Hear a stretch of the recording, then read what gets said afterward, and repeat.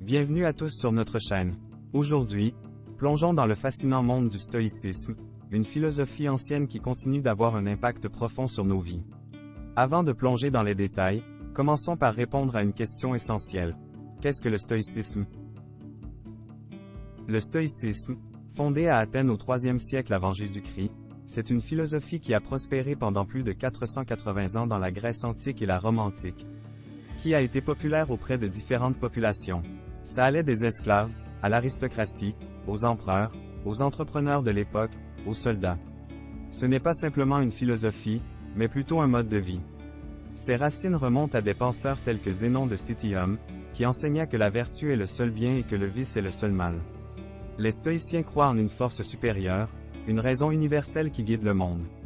Cependant, ils mettent l'accent sur le contrôle de soi et la sagesse pour mener une vie épanouissante. Commençons par déconstruire quelques mythes. Souvent quand on entend parler de quelqu'un de stoïque, on pense à quelqu'un qui est sans émotion, un genre de machine. Mais en fait, c'est une déformation de la langue être stoïcien dans le sens pur du terme. Ça ne consiste pas à supprimer ou à écrabouiller, écraser ses émotions, mais plutôt de savoir comment les gérer, quoi en faire et surtout éviter d'être perturbé par elles. Passons maintenant à des figures emblématiques, qui ont embrassé le stoïcisme et qui ont laissé une empreinte indélébile dans l'histoire. L'un des plus célèbres est l'empereur romain Marc Aurèle, dont les pensées dévoilent ses réflexions stoïciennes sur la vie, la mort et la résilience face à l'adversité. Une autre figure est Sénèque, un philosophe et homme d'État romain dont les lettres offrent des conseils pratiques pour naviguer dans les défis de la vie. Parlons maintenant des principes stoïciens qui ont été enseignés par ces grandes figures. La première leçon est l'acceptation de ce que nous ne pouvons pas changer. Marc Aurèle, par exemple, a affronté des guerres et des épidémies tout en maintenant une tranquillité intérieure. Comme ce terrible incendie gigantesque qui a englouti la ville de Rome, des milliers de bâtiments, des maisons, des temples, des familles entières a été réduit en cendres. Le joyau de l'Empire romain, le symbole du pouvoir de l'Empire est en ruine et les citoyens cherchent désespérément un coupable. Et il pointe du doigt Marc Aurèle. Imagine la pression qu'il a sur ses épaules, être détesté par toute la ville de Rome. Au milieu de ce chaos, Marc Aurèle aurait pu facilement succomber à la pression, se sentir écrasé, se laisser consumer par sa colère. Dans ses mémoires, il écrit cette phrase: « Vous avez le pouvoir sur votre esprit, pas sur les événements extérieurs. Réalisez-le et vous trouverez la force. » Sénèque, quant à lui, a conseillé de se concentrer sur ce qui dépend de nous et de laisser de côté ce qui est hors de notre contrôle. Je peux les influencer, par exemple, l'humeur de ma femme, je n'ai pas tout pouvoir dessus mais je peux l'influencer. Et donc par exemple, j'ai décidé d'acheter un super bouquet de fleurs pour ma femme alors qu'elle n'était pas dans une excellente forme. En faisant ça, qu'est-ce que je fais? J'agis sur mon cercle d'influence.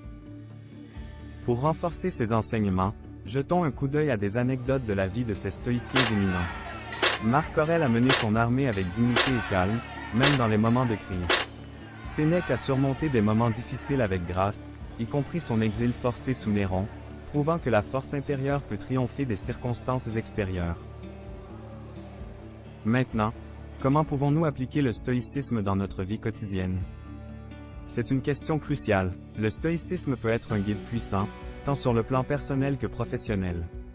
Dans le tumulte du quotidien, nous pouvons utiliser la méditation stoïcienne pour prendre du recul et cultiver la clarté mentale.